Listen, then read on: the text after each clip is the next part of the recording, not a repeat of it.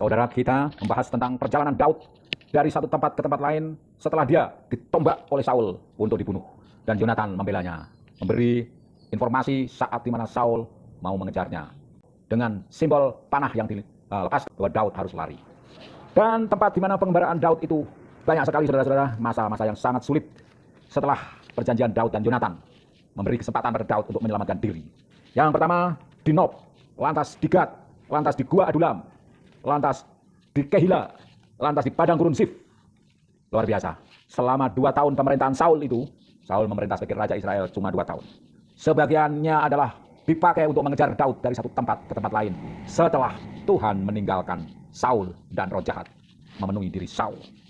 Karena iri hati terhadap kesuksesan Daud yang disertai oleh Tuhan dan menjadi simbol bagaimana kerajaan Israel dalam kepemimpinan dinasti Saul itu tidak akan bertahan lama. Dan Yonatan sebagai putra sulung Saul tidak apa-apa bila tahta itu tidak jatuh ke tangannya. Karena dia betul-betul mengasihi Daud sebagaimana mengasihi dirinya sendiri.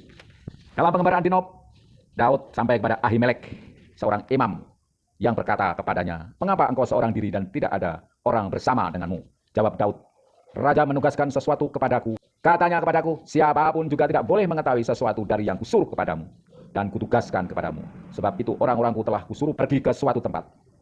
Apa yang ada padamu? Berikanlah 5 roti atau apapun yang ada." Ya, ini semacam bohong ya, kelihatannya. Daud mengatakan sesuatu yang tidak seperti kenyataan, malah dia melindungi Saul. Dia mengatakan yang tidak sesungguhnya. Apakah memang ada yang namanya dosa putih di sini? Yang pasti pada saat itu, Daud tidak mau mencemarkan nama Saul. Jawab Ahimelek kepadanya, "Tidak ada roti padaku, hanya roti kudus yang ada. Asal saja orang-orangmu itu menjaga diri terhadap perempuan." Daud menjawab, "Kami tidak boleh bergaul dengan perempuan, seperti semula bila aku maju berperang. Tubuh orang-orangku itu tahir, sekalipun pada perjalanan biasa. Apalagi pada hari ini, masing-masing mereka tahir atau suci tubuhnya." Lalu imam itu memberikan kepadanya roti kudus itu, karena tidak ada roti di sana kecuali roti sajian.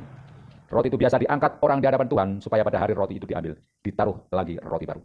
Pada hari itu juga di sana ada seorang pegawai Saul, dikhususkan melayani Tuhan, namanya Doeg, seorang Edom, pengawas atas gembala-gembala Saul. Berkatalah Daud kepada Ahimelek, "Tidak adakah padamu di sini tombak atau pedang? Sebab baik pedang maupun senjataku tidak dapat kubawa, karena perintah raja itu mendesak."